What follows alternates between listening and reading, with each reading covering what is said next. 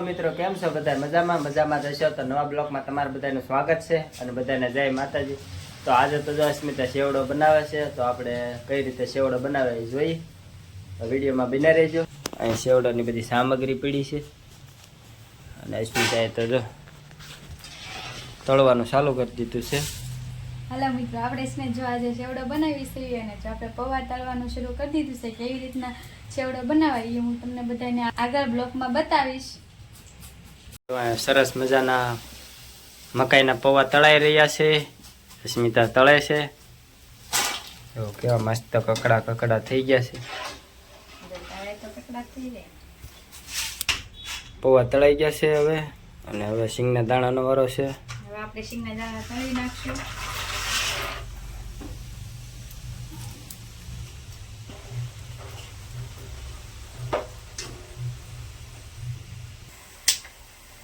દાણા તળાઈ ગયા છે. તો કેવા સરસ મજાના દાણા તળાઈ ગયા છે. હવે શું તળવાનું આવશે? હવે જો ભૂંગળા તળવાના છે. નાની ભૂંગળી આવી સેવડોમાં નાખવાની.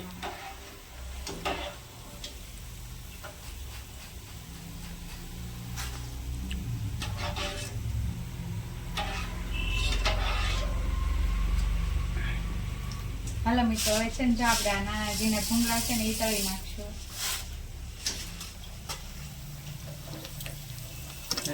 માથે આવ્યો કાંઈ ખા.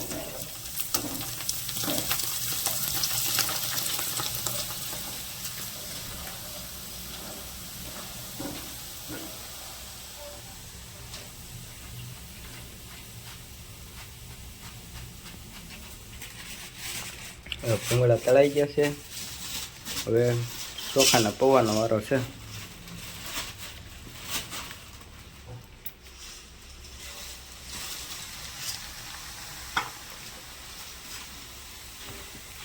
ફટાફટ તળાઈ દે ચોખાના પૌવા.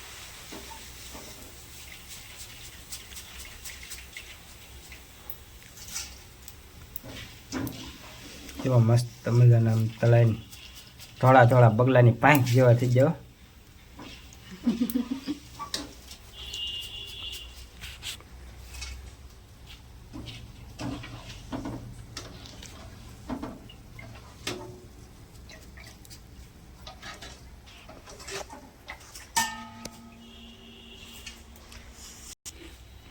હાલો મિત્રો, આપણે છે ને ચોખાના પૌવા તો દળાઈ ગયા છે. આવી રીતના કાંઈક ચોખાના પૌવા તળ્યા છે. અને હવે આપણે મેઇન વસ્તુ છે લીમડો. લીમડા વગર તો કાંઈ સેવડો અધૂરો જ છે, એટલે આપણે લીમડા હવે તળવાનો છે. આ ઘરે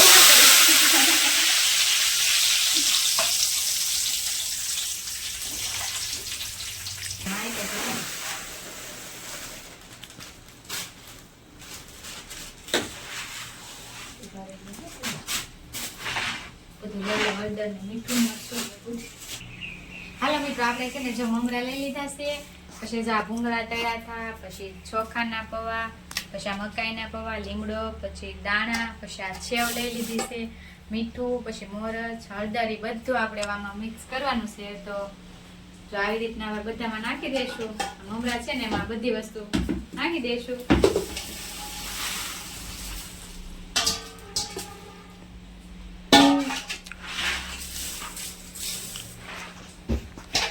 હવે એમાં આપણે સેવ નાખશું.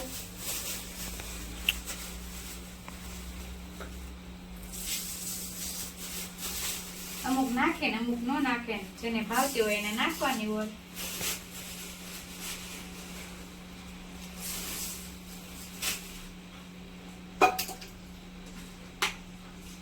હવે આપણે મીઠું નાખશું.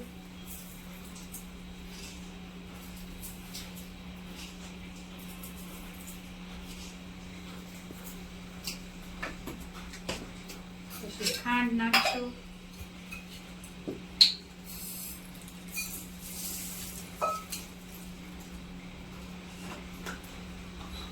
પછી એમાં હળદર નાખશું.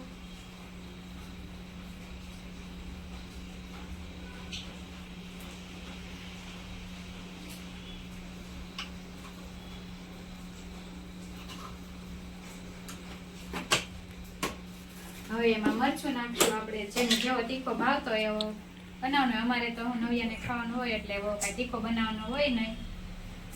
એટલે મરચું થોડુંક જ નાખશું.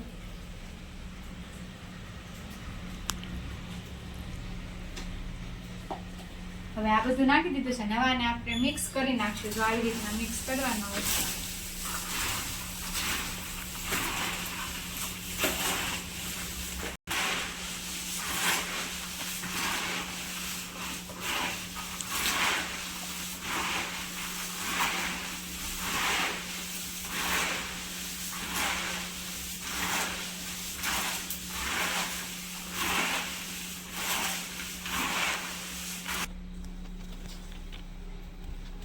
હાલો મિત્રો, હવે છે ને જો આપણો ચેવડો થઈ ગયો છે તૈયાર.